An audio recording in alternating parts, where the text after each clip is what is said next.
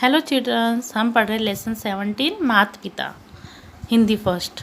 अब है शब्दार्थ। ईश्वर, भगवान, नीच, अपनी, कल्याण, भलाई, शोक, दुख, विद्वान, योग्य, बलिदान, न्योछावर, अपमान, अनादर, अभिमान, घमंड, सदा, हमेशा, संतति, संतान, रोग, बीमारी, संताप, कष्ट, अपमान, इच्छा, अनंत, अगणित, नम्रता, विनय, नादान, मूर्ख।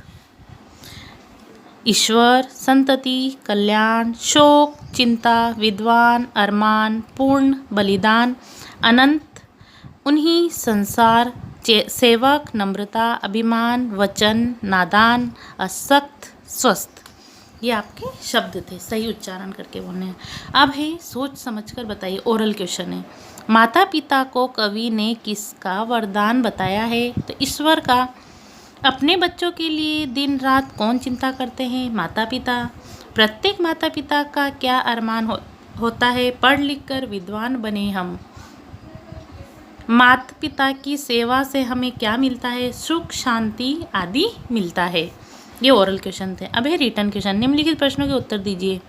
माता पिता सदैव किसका कल्याण चाहते हैं? माता पिता सदैव अपने बच्चों का कल्याण चाहते हैं।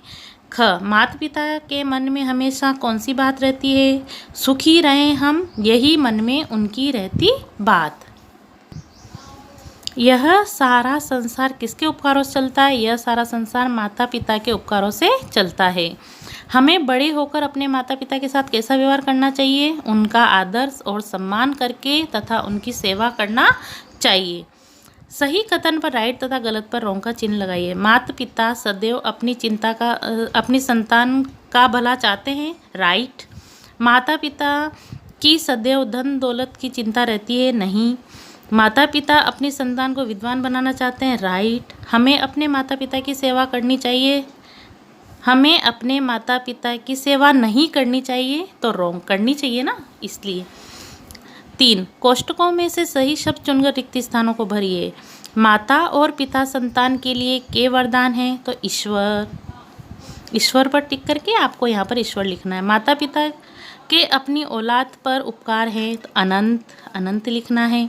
हमें अपने माता पिता का पालन करना चाहिए, तो आज्ञा। माता पिता की सेवा से हमें मिलती है शांति।